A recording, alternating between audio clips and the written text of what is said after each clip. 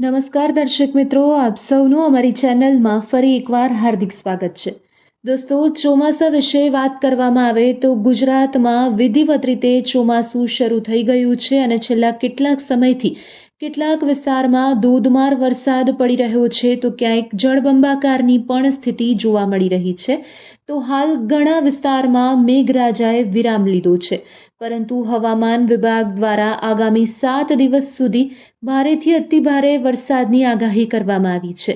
આજે વાત કરવામાં આવે તો પંચમહાલ, છોટાઉદેપુરમાં, નર્મદામાં યલો એલર્ટ જાહેર કરવામાં આવ્યું છે. આ સાથે જ 30 જુલાઈથી વરસાદનું જોર વધશે તેવું હવામાન વિભાગ દ્વારા જણાવાઈ રહ્યું છે.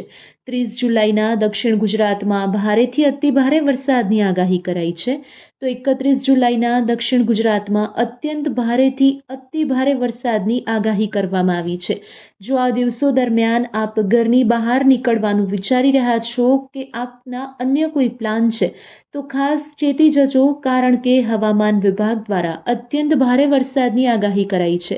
તો કેટલાક વિસ્તારમાં પૂર જેવી સ્થિતિ પણ સર્જાઈ શકે છે. હવે સૌરાષ્ટ્ર, મધ્ય પૂર્વ ગુજરાતમાં વાત કરીએ તો ત્યાં પણ ભારે વરસાદની આગાહી છે. 1 ઓગસ્ટના ભારેથી અતિભારે વરસાદની આગાહી કરાઈ છે.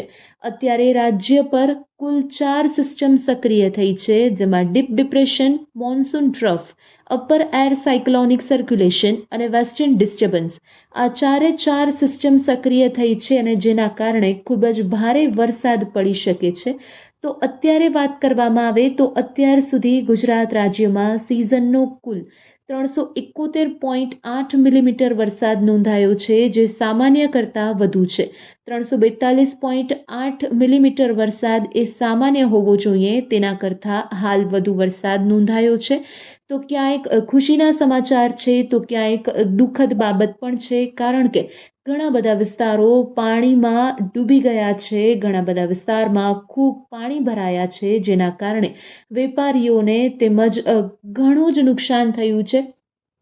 તો કેટલાકના ઘરમાં પણ ખૂબ જ પાણી ભરાયા છે, જેના કારણે ઘર વખરી સંપૂર્ણપણે નાશ પામી છે અને જનજીવન ભારે પ્રભાવિત થયું છે. હવામાન વિભાગ કહે છે કે આ સામાન્ય વરસાદ છેલ્લા 50 વર્ષમાં નોંધાયેલા વરસાદના ડેટા આધારે લેતા હોય છે. તે અનુસાર હાલ આ વરસાદ સામાન્ય કરતાં વધુ નોંધાયો છે.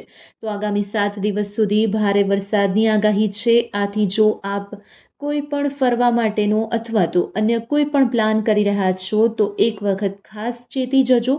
ગુજરાત રાજ્યમાં 30 જુલાઈથી અત્યંત ભારે વરસાદની આગાહી કરવામાં આવી છે. આ સાથે જ ખેડૂત મિત્રો માટે પણ ખૂબ જ મહત્વની વાત છે કે જો આપ વાવણી માટેનું વિચારી રહ્યા છો અથવા તો આપના પાક હજુ પણ આપે સાચવ્યા નથી તો આપ આપના પાક સાચવી લેજો અને વાવણીની જે પણ પ્રક્રિયા હોય એ થોડા સમય માટે થંભાવી દેજો, કારણ કે ખૂબ જ ભારે વરસાદ પડી શકે છે, જેના કારણે આપના કામમાં ક્યાંક ને ક્યાંક અડચણ પણ ઊભી થઈ શકે છે.